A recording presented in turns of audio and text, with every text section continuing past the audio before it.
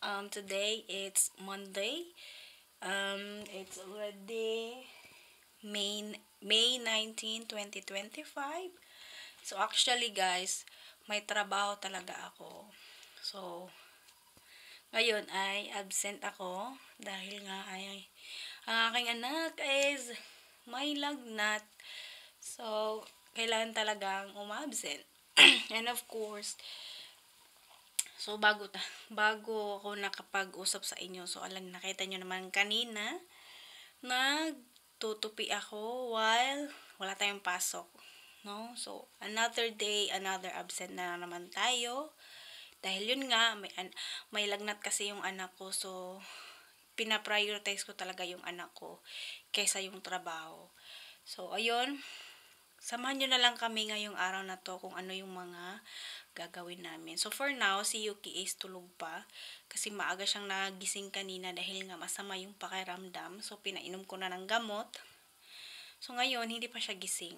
So hopefully, today magiging okay na siya para bukas, hopefully makapasok na ako sa trabaho. So, pasensya na guys na medyo sobrang late ako mag-upload dahil nga busy po ako sa trabaho at the same time busy din ako sa pagiging ina, no? So abang-abang nyo na lang kayo guys sa aking mga more videos pa guys. Sana hindi kayo magsawang maghintay, no? So ayun, sa mga bago sa aking channel, thank you so much for your sa pag-subscribe, and of course huwag nyo na rin kalimutan mag-click ng notification bell, no? Para makita nyo lahat-lahat ng aking mga upcoming videos.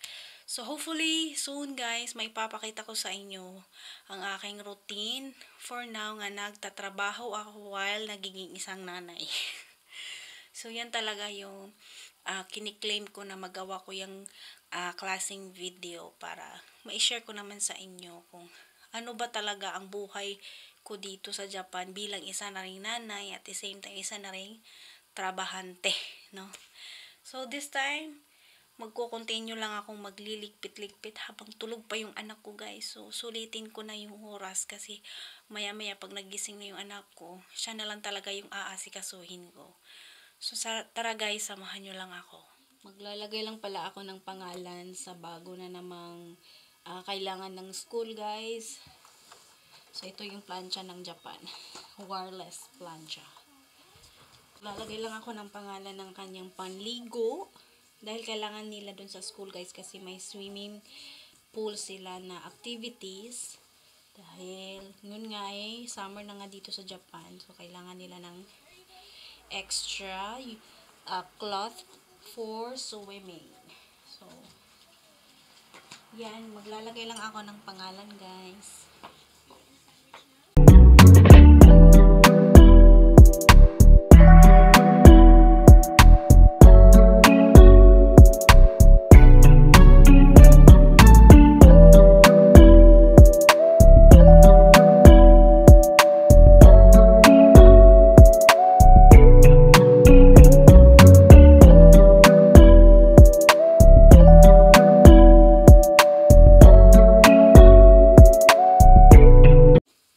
Ganito yung style niya guys. So kung nakita nyo yung ibang vlogs ko guys, ganito yung ginagawa ko last time, yung ibang mga uniform or mga ibang gamit ni Yuki.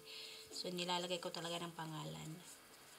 So ito pwede ito pag nalabhan to guys, hindi po siya matatanggal. So cloth kasi siyang na klase na parang lagayan ng pangalan.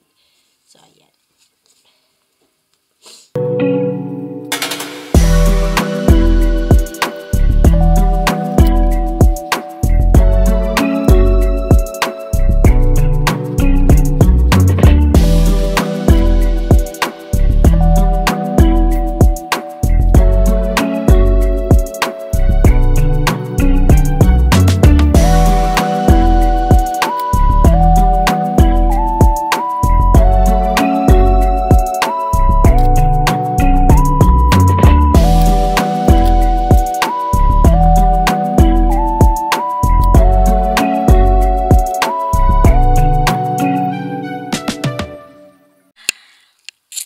hindi ko natapos yung paglalagay ng pangalan, guys, dito sa towel. Kasi nga,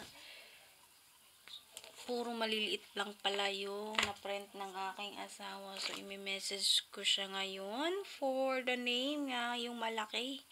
Kasi kailangan daw na dapat nakalagay sa name sa mga gamit is malaki para makita agad ng teacher.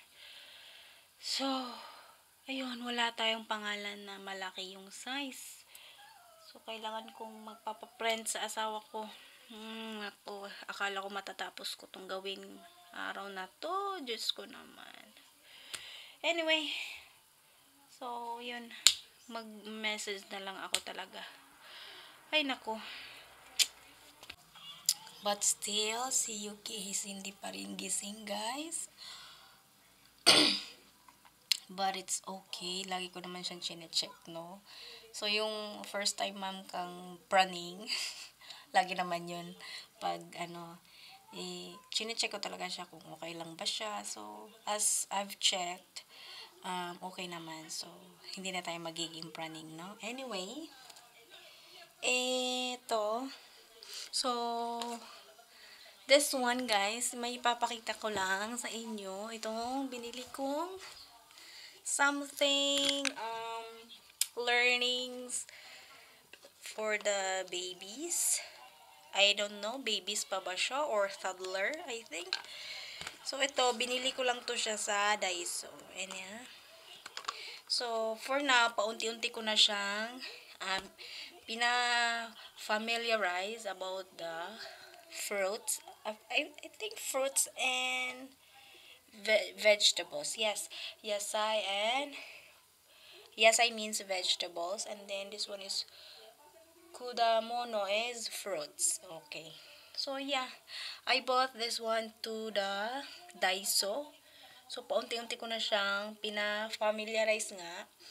Dahil, kasi feeling ko lang, guys, kasi si Yuki, ang bilis niyang mag-familiarize ng mga something. So I decided bumili ng mga ganito. Paunti-unti lang para naman hindi mabigla, 'di ba? Bata pa eh. So, yan. For now, alam na niya. Tinuturo ko sa kanya yung paano, para na din siyang puzzle. Kasi matatanggal siya ganyan. Ipapasok, yan, ilalagay dito. Para na nga siyang puzzle, guys, jigsaw puzzle. So, nagtitrain, parang alam na din niya to eh. So, nilalagay niya dito. So, nakakatuwa lang as a 1-year-old na bata. At least ganito, nagsa-start na din siyang mag-familiarize ng mga something. So, I think, if I have still time, bibili ulit ako ng mga ganito. Ano naman yung bibilhin ko? Yung may nakita kasi ako para sa mga cars, mga animals. So, for now, ito muna yung binili ko. Unang-unang binili ko, guys, itong learning something puzzle na siya. Then meron na din siyang pangalan dito. Yeah, here. There is a tomato, English and Japanese. So, tomato. In Japanese, it's tomato. Oh, tomato. Yeah, that is the sound of the tomato. Or any accent lang naman. So, dito sa Japanese, tomato. Yeah. So, I'm happy na meron na naman siyang malalearn.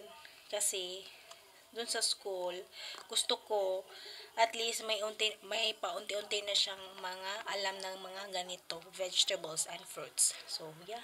I'm so happy, guys, na lumalaki na talaga yung anak ko. Nag-learn na siya ng mga kahit ano. So, dito sa bahay, careful na talaga kami sa aming mga ginagawa kasi ang bilis talaga niyang makaano ng mga something na ganun. Ang bilis niyang matuto. So, ayun. So, kaming mag-asawa, careful talaga kami sa may mga sasabihin, yung mga sinasabi, yung ganun. Kasi ang bilis niya talaga, as in super. So, I'm happy. So, then, bumili din ako ng mga bola na may mga kulay. Tapos, tinuturo ko sa kanya kung anong kulay. So, ayun, at least matatak din naman sa utak niya kung ano yung mga kulay, mga fruits, vegetables, ganun, di ba? So, that is like, masaya na tayo dun bilang magulang. Masaya na tayo na may mga alam-alam na ang ating mga anak, no? So, I'm happy, guys. Yeah, so then, and also, guys, hindi ko na talaga namalayan yung panahon na ganito nakalaki yung anak ko, no? So, ilang kisap mata lang, more kisap mata. Meron na akong 2-year-old, 3-year-old, ganun. So, ang bilis lang talaga. Look what, who's here? Can you say hi to the vlog?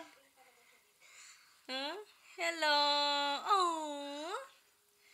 Yeah. So, gising na siya, guys. Ginagising siya ng mga 10:27. So, mahaba-haba talaga, guys. Kasi kanina, yun nga, nagising nga siya ng mga 5:15 ng umaga. Sobrang aga. So, ayun. Pinainom ko siya ng gatas. Bali, yun talaga yung breakfast niya. At yun, thankful ako kasi naubos. And then, after nun, yun, bumalik siya, natulog siya ulit. And then, yeah, ngayon pa lang talaga siya nagising. So, I'm happy. And now, na-check ko naman siya. Medyo meron pa talaga siyang lagnat. Mga nasa 37.5 pa.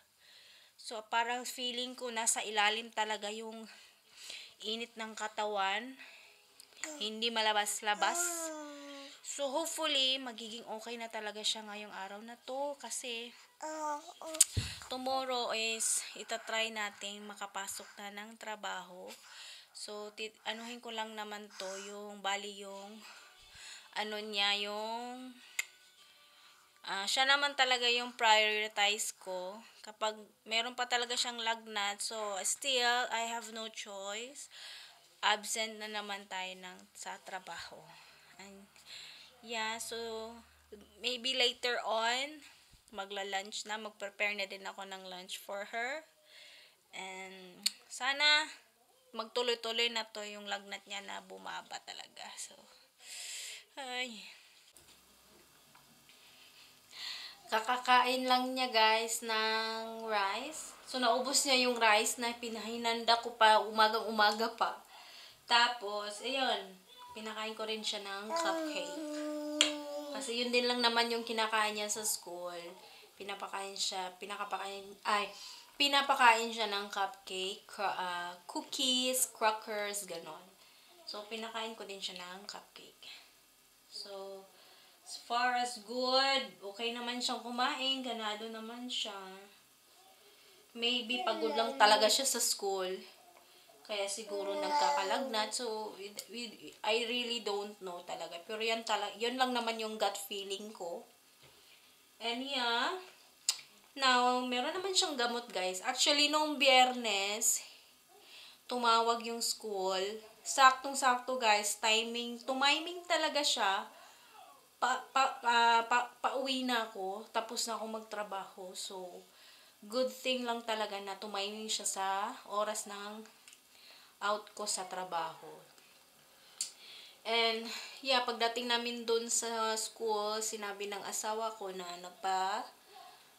appointment siya agad ng check-up. Kasi nga, dun sa school is umabot ng 38.5 yung temperature niya. So, parang medyo nagpapanik yung school. Kasi pag ganun talaga yung temperature ng bata, guys, masama na talaga pakiramdam ng bata. So, kailangan na daw yun ipa-check up. So, ayun, nag-decide yung asawa ko na appointment siya agad ng check up sa clinic. So, pagdating namin doon, guys, chinek si Yuki. So, ayun nga, meron nga siyang ubo, sipon. So, yun daw yung nagkakos ng lagnat niya, yung sipon tsaka ubo. So, ayun, binigyan kami agad ng gamot. And, yeah, pagkatapos yung kumain, mama. Thank you. magpapainom na ako ng gamot sa kanya. So, while kung magpapainom ako ng gamot sa kanya, guys, hindi talaga hindi siya nagbibigay ng problema sa akin. Kusa talaga siyang iniinom niya yung gamot. So, I'm very grateful lang po sa anak ko talaga. Pagdating sa gamot, wala talaga akong problema. Come here, mama. Come here, mama. Here. This is an orange. Yuki-chan. What? Here. Here. Oh. So this is the orange, guys. Pinainom ko kay Yuki. Look. She likes to see herself. That's why. Oh, look yourself. Can you smile? Can you smile to them? Say hi to the guys. Say hi to the guys. I'm drinking a juice, orange juice.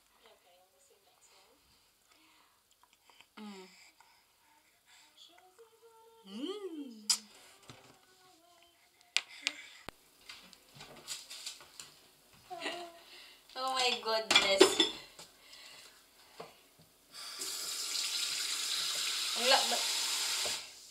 Malapit kong makalimutan yung ano niya, guys. Yung gamot niya. Diyos ko naman. Oo.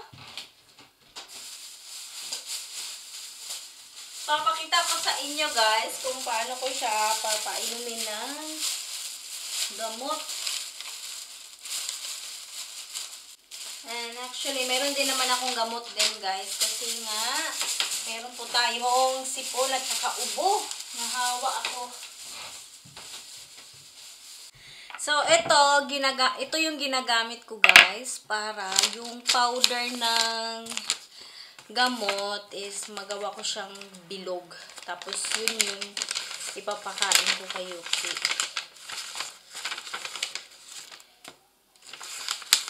So, iba yung mga gamot nila dito, guys. Naka-sachet na.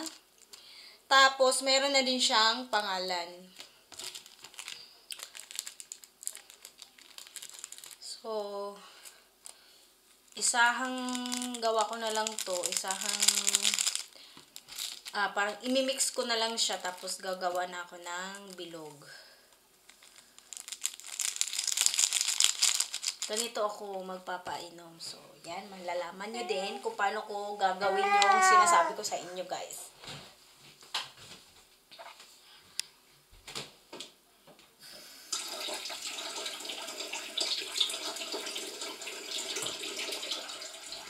So, kumuha ako ng isang tulo lang talaga ng tubig. Dahil, mabilis lang kasi siyang matunaw. Isang tulo lang talaga na magmukha na talaga siyang magbuo-buo na siya. So, ginaganito ko siya, guys. Ganyan. Kasi, matutunaw naman siya eh. Konti lang talaga, isang tulo lang talaga ng tubig. Yun yung ginagawa ko. Tapos magbubuo na, yun na. Pag nagbuo na siya, yun, ipapainom ko na kay Yuki. Since start na siyang mag-medicine, yun talaga yung ginagawa ko. Kasi yun ang pina-advise ng doktor. Kasi yung mga ganitong bata pa kasi, hindi pa kasi marunong lumunok ng capsule. So, usually, yung binigay niya is powder. So, ganito yung ginagawa ko. Ginagawa ko siyang bilog. Para siyang bola-bola. Yan. Kung nakulangan pa ako ng tubig, lagyan ko na ng konting tubig dito sa pointed finger ko. Yan, basa na siya. Tapos itatap ko na lang siya. Mababasa na siya. Yan. So, ganito yung itsura niya. So, kanina powderized, ngayon, ganyan na siya, buo na siya. Yuki-chan! Yan. Dahil buo na siya, guys. Ganito na siya, buong buo. So, ipapainom na natin. Ha? Oh!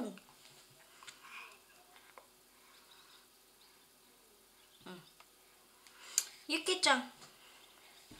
Ah, kore ga.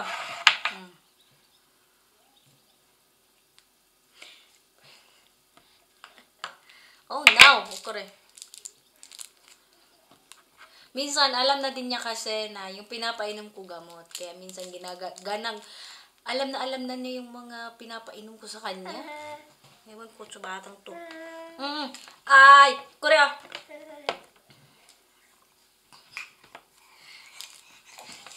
Huwag mo ko pahirapan, anak. Tug!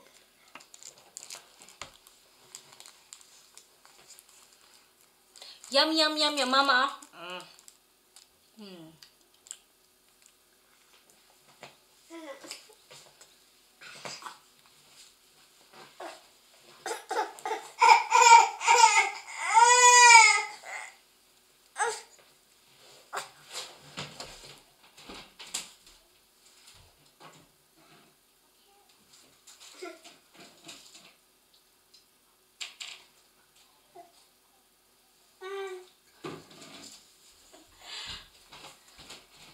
Ay, nako! Pinilit ko na sa kanya yung ipainom instead na binigay ko lang. Ngayon lang siya nagkaganyan. Napahiya tuloy ako sa'yo na. Diyos ko naman, anak. Hindi ka naman ganun. Alam niya kasi may camera, kaya ganyan yung anak ko.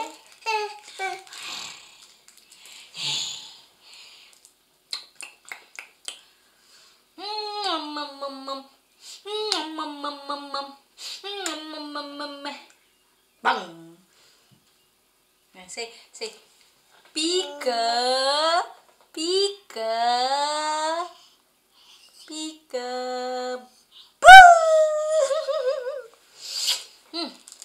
Meron akong na-discover kay Yuki, guys. So, mga past days lang. So, nakita ko na marunong na siyang tumayo sa sarili niya. So, and also, she's trying to step. And that was so very happy.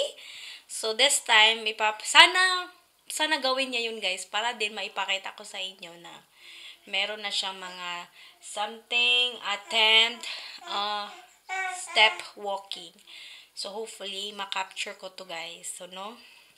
So, tara, just panoorin nyo lang kami, no? Okay, Yuki-chan. What's that? Oh, no, don't be like that. No. Okay, can you show me your another steps? Okay, balance. Come, mama. Yay! You're so good job. You're doing great job. Huh? More. Mama. Come, mama. What? Come, mama. 1, 2, 3. Step. Forward.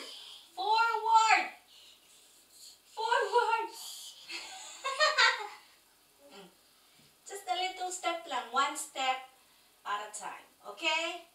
Okay. 1 step at a time. Okay, more. I know. Ooh, that's good.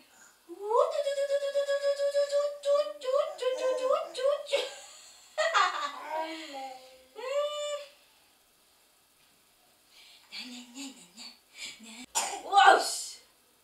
Ow! More. Okay? More. Mama, don't go.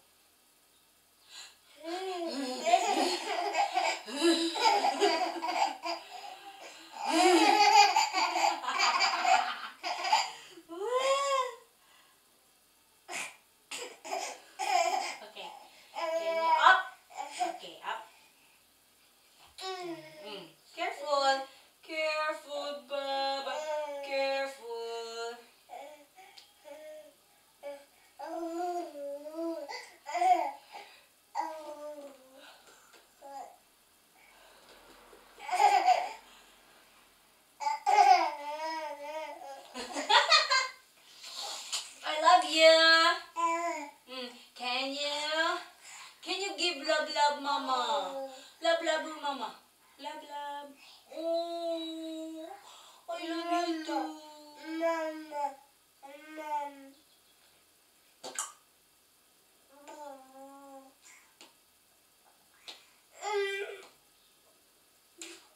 No, I don't know if nakita nyo guys, but she's attempt na talaga.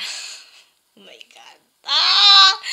I think maybe next month, maghahabulan na kami ng anak ko. Diyos ko, malaki na talaga guys. Hindi na talaga mapipigilan yung mga bata, no? Ay nako, bilis lang talaga. Ang pangit ng panahon namin dito ngayon, guys. Umuulan na naman. Ayan, oh. Pagkakabukas naman nito, mainit na naman. Kaya nagkakasakit na kami dito dahil sa panahon, no? Ayan, oh, umuulan. Diyos ko, oy. Ano ba yan? Lagi naman umuulan.